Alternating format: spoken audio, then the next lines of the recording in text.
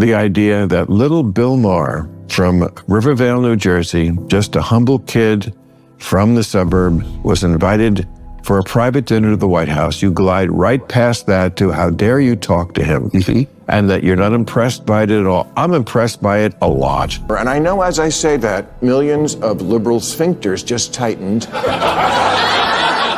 Oh my God, Bill, are you going to say something nice about him? And that really broke some liberal brains. I know as I say that, millions of liberal sphincters just tightened.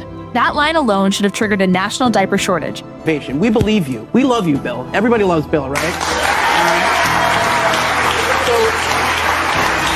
And I think a lot of people out there, fans of yours, people who love you, people who are fans of you, like me, I've been fans of you. You don't have to patronize me, dude. I don't know you. I never met you. I'm just saying that this... I don't know you. Ouch. That was the Ivy League version of who invited you. I mean, Trump really is one of the most effective politicians, whatever you think of the policy and him as a person. Just as a politician, just understanding that always lean in to being more who you are.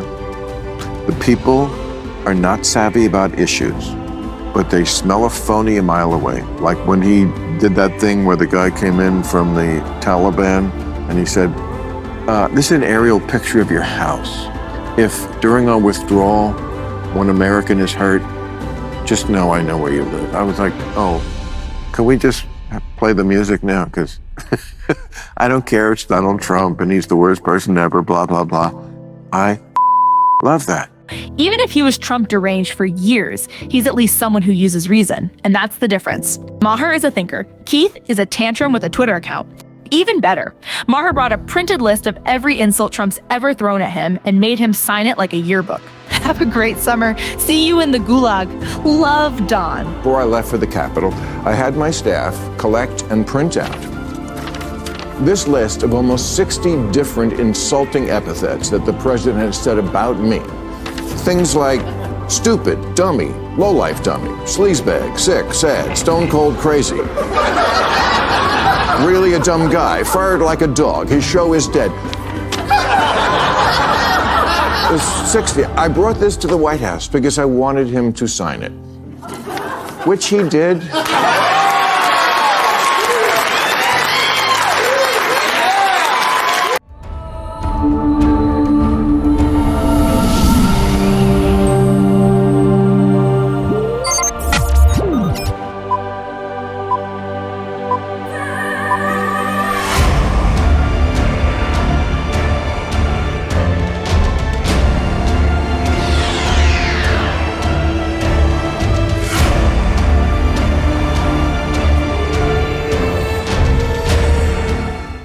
Welcome to Bonie's View.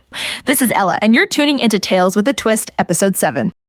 Today's episode is titled Dinner, Derangement, and a Side of Keith Olbermann, because what else do you call a meltdown over mashed potatoes and diplomacy? Let's dive in. So apparently, Bill Maher had dinner with Donald Trump at the White House. Not an exorcism, not a coup, just dinner. But just before the dinner, Trump took to his Truth Social, stating, I got a call from a very good guy and a friend of mine, Kid Rock, asking me whether or not it would be possible to meet in the White House with Bill Maher, a man who has been unjustifiably critical of anything or anyone Trump.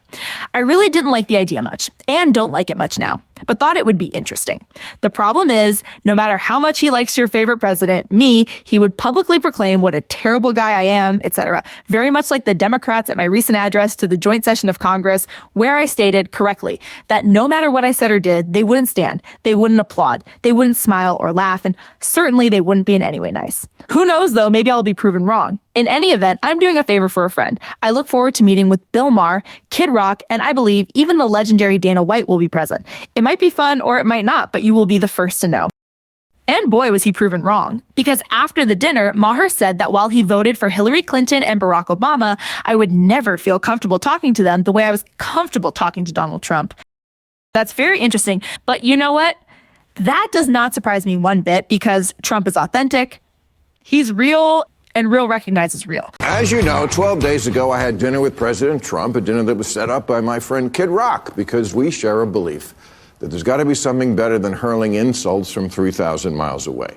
And let me first say that to all the people who treated this like it was some kind of summit meeting, you're ridiculous. Like I was going to sign a treaty or something. I have no power. I'm a comedian, and he's the most powerful leader in the world. I'm not the leader of anything, except maybe a contingent of centrist-minded people who think there's got to be a better way of running this country than hating each other every minute. So, thank you.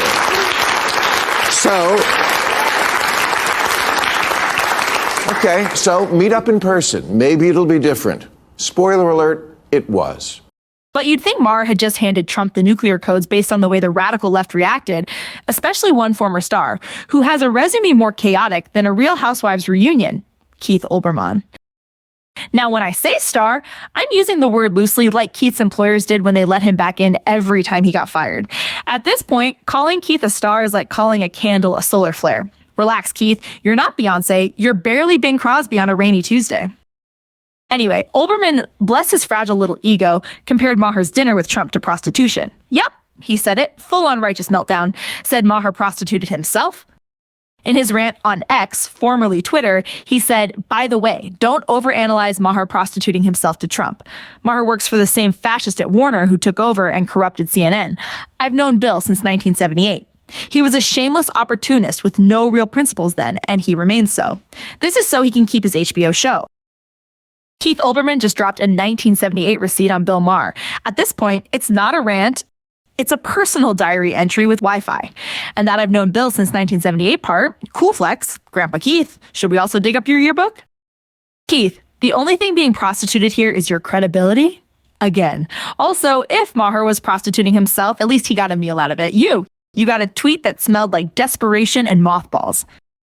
Olbermann accused Maher of doing this to keep his HBO show. Right, because having dinner with Trump is the golden ticket to staying on premium cable. Next up, Trump gets Stephen Colbert renewed through 2040 after a brunch at Mar-a-Lago. Let's just pause for a second here. Maher, who's been as Trump deranged as the best of them over the years, calling him everything but a solar eclipse, goes to dinner, sees the man's not throwing chairs or lighting the drapes on fire, and says, hey, he was gracious, he was measured and funny. And just like that, the left loses their minds. Why? Because the left's unofficial policy is never speak to someone unless they agree with you 100%. That's not activism. That's a hostage negotiation with yourself. How do you find common ground with someone if you refuse to talk to them? What's the plan? Stare at them until they download your worldview telepathically?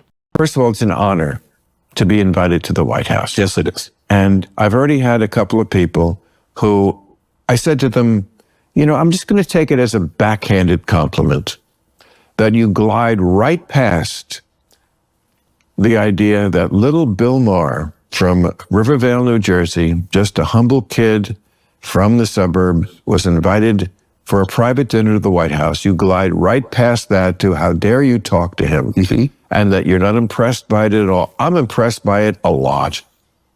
I'm impressed the out of it. I get to go to the White House, and yes, that is the structure of this dinner, is just let's talk. Let's talk to each other face to face. Let's not stop shouting from 3,000 miles away, you know? So if they expect me to be leaving in a MAGA hat, they're going to be very disappointed, but I know they don't.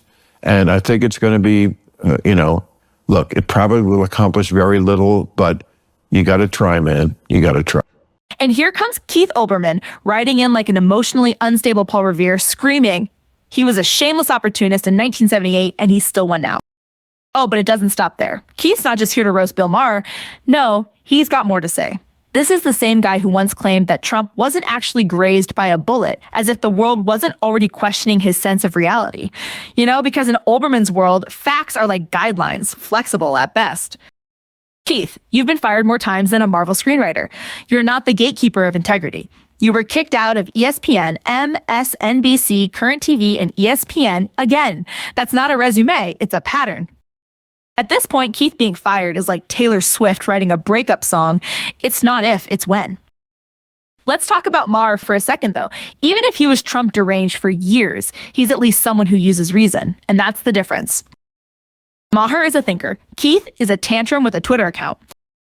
Maher sat down with Trump, didn't compromise his principles, and said, you may hate me, but I'm not a liar. He was gracious. He was measured. I wasn't high. And honestly, the fact that he had to clarify I wasn't high says everything you need to know about how weird that night must have felt. Oh, but it gets better. On his podcast with Chris Cuomo, because of course, Maher said, Trump is one of the most effective politicians. And cue the collective left-wing seizure. Olbermann fainted. Joy Behar screamed into a pillow. AOC wrote a sad poem. But let's be real, Maher's not wrong. Maher even praised Trump's moment with the Taliban during negotiations for the Afghan withdrawal when Trump said to the Taliban leader, "Here's an aerial shot of your house. If one American gets hurt, I know where you live." And Maher's reaction? I effing loved that. I mean, Trump really is one of the most effective politicians, whatever you think of the policy and him as a person, just as a politician, just understanding that always lean in to being more who you are. The people are not savvy about issues, but they smell a phony a mile away. And that kind of nobody else does it. Like when he did that thing where the guy came in from the Taliban and he said, this is an aerial picture of your house. If during our withdrawal, one American is hurt, just know I know where you live. I was like, oh, can we just play the music now? Because I don't care. It's Donald Trump and he's the worst person ever, blah, blah, blah. I love that. Oh, I cackled because whether you love Trump or not, that is some Godfather level energy. And then Trump tells people, when you come after New York, you got to go through me. It's giving Tony Soprano meets Home Alone 2, Lost in Decency. Even better, Maher brought a printed list of every insult Trump's ever thrown at him and made him sign it like a yearbook. Have a great summer. See you in the gulag. Love, Don. First good sign, before I left for the Capitol, I had my staff collect and print out this list of almost 60 different insulting epithets that the president has said about me. Things like stupid, dummy, lowlife dummy, sleazebag, sick, sad, stone cold crazy. Really a dumb guy, fired like a dog, his show is dead. There's 60. I brought this to the White House because I wanted him to sign it, which he did.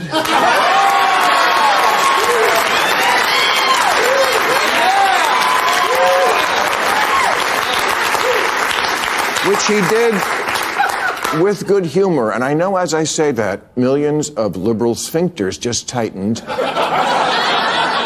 Oh my God, Bill, are you going to say something nice about him?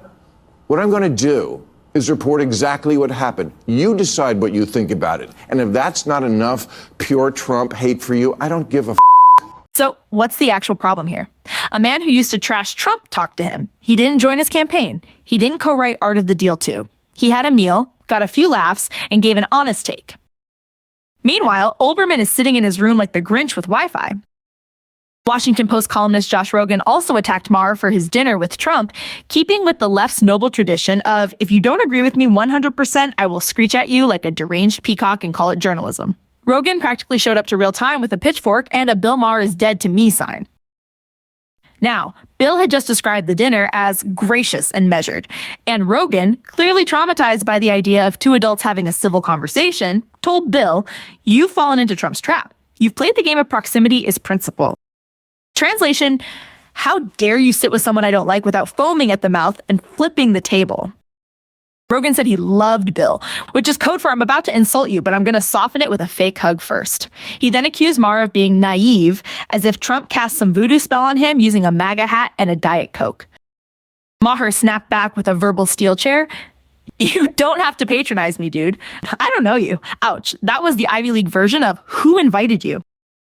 But Rogan, bless his heart, kept going. He suggested the dinner was a PR stunt for Trump, as if Maher, a comedian, showed up at the White House to sign the Paris Climate Accord. Yes, I believe too much has been made about this, but I think you've fallen into the trap. I think that I represent 99% of the internet when I say this, is that you've played the game of proximity is principle. And what people are worried about is not your motivation. We believe you. We love you, Bill. Everybody loves Bill, right?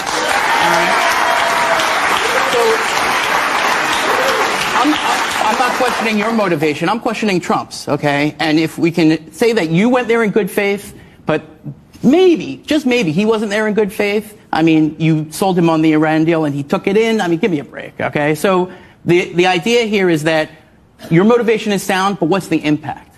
And I think a lot of people out there, fans of yours, people who love you, people who are fans of you, like me, I've been fans of you. You don't my have whole to life. patronize me, dude. Okay. I don't know you. Fair enough. I never met you. I'm just saying that this comes not from a place everybody of has love. to like it. All I'm That's saying what we is- said. There are people who didn't want it to happen at all. You sound like one of them. It's No, okay. no. But I don't mind it. Did you hear what I said? Yeah. Like, what is the alternative to not talking? Just sit at your lunch table and don't talk to anybody. Then comes Piers Morgan. Yes, Piers Morgan weighing in as a self-proclaimed centrist, having spent the past few years hammering the left for going off the rails. He defended Maher and reminded everyone that having dinner with someone isn't the same as endorsing them. It's a sandwich, not a secret pledge of allegiance. The minute you play the Hitler card, That's what I think. you've lost the argument. Yes. And also, I must say, you know, come on, man. Hitler, Nazis, nobody has been harder about and more prescient, I must say, about Donald Trump than me. I don't need to be lectured on who Donald Trump is. Just the fact that I met him in person didn't change that. And the fact that I reported honestly is not a sin either.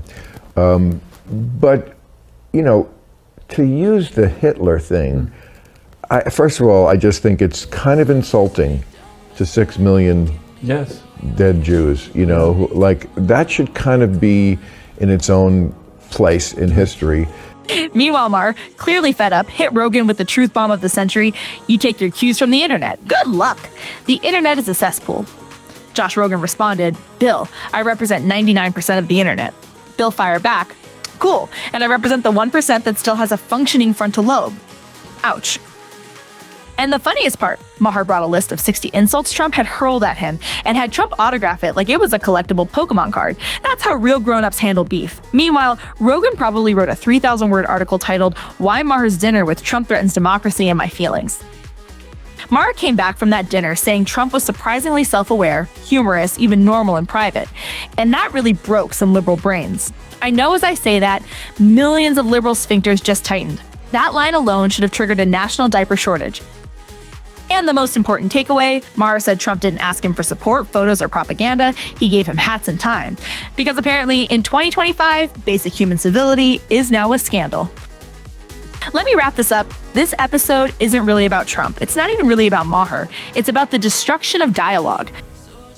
If you can't talk to someone with a different view without bursting into flame, the problem isn't them, it's you. And Keith, if your whole identity is built on hating someone and they suddenly don't look so hateable, maybe it's time you find a hobby, try knitting, or therapy. That's it for Tales with a Twist, episode 7. This is Ella telling you, have dinner with your enemies, no scratch that, never have dinner with your enemies because that might be your last. What I'm saying is, have dinner with people who don't share all your opinions. That's how grown folks solve problems. That's how progress is made. Unless you're Keith Olbermann, in which case, shouting angrily at clouds is the only acceptable method. Laugh with your opposites, and for Pete's sake, don't be Keith. Like, comment, share, and subscribe. Or Olbermann might call you a fascist while getting fired again.